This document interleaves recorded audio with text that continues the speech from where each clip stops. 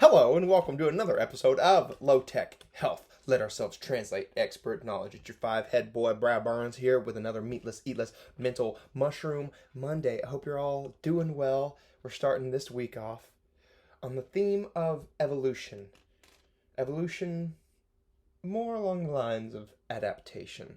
We will talk about adaptation this week, which the body is fantastic at doing, is adapting to different situations. You're infected, other parts of the body pick up the pace where they have been slacking before. Need more oxygen? Lungs aren't working very well? Let's just speed your heart up so it beats 1,000 times a minute, because that'll get oxygen to the right places. Your body, great at adaptation, but are they the best adaptations for what you want, which is a correction of this infection? In this case, this patient has been going through some type of infection for a few weeks, probably an upper respiratory infection. He's a 79-year-old, and yeah, he's COVID negative times 4. We tested 4 times, and I know a lot of people will still say, he might still have it. Yeah. Who knows? I don't know. Maybe it's a different COVID. Maybe it's evolving. Maybe stay tuned to COVID-20. I don't know. But that's not what's going on with him. 79, upper respiratory, breaking him down. His lungs have begun to put air outside of the lungs. There's a space in between the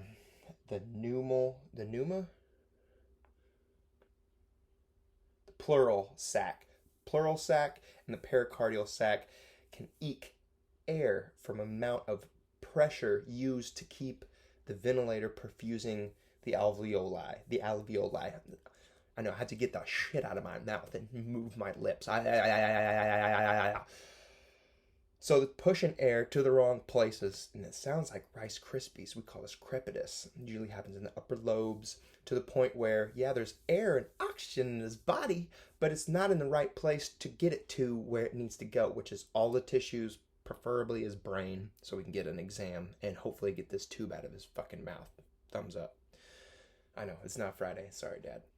So the tube, breathing for him, not doing a good enough job. His heart sees this, and just like hyperventilation, when we start to panic, we think we need more oxygen. We know we need more oxygen. Our body thinks the best way to do that is faster, better, harder, stronger. Go, go, go, go, go. Breathe super fast. Breathe super strong. It's not true. It doesn't work. The heart does a similar thing in response, or at least his did. Shot up from 130s, which is a little high at rest, to as high as 201 he touched. 201 his little rabbit heart was beating in the top, which is scary because all that pressure in the top of his heart is only getting through about a third of the time to the bottom part of his heart, the ventricles. So the atrial rate is just flapping away as fast as it can to get as much oxygen, get as much blood, which carries oxygen.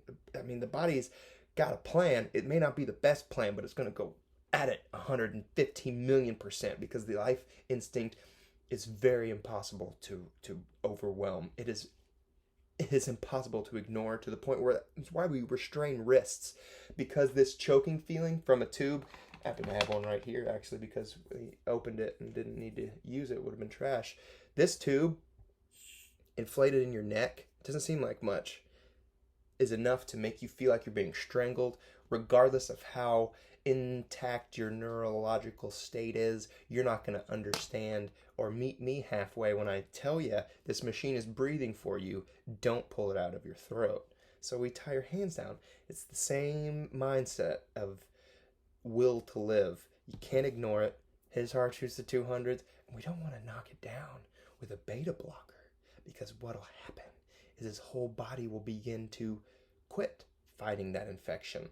Yeah, we'll get his heart rate under control, all the way under control, to the point of stopping. Not great. Not great. All because we can't breathe very well out of these little tubes.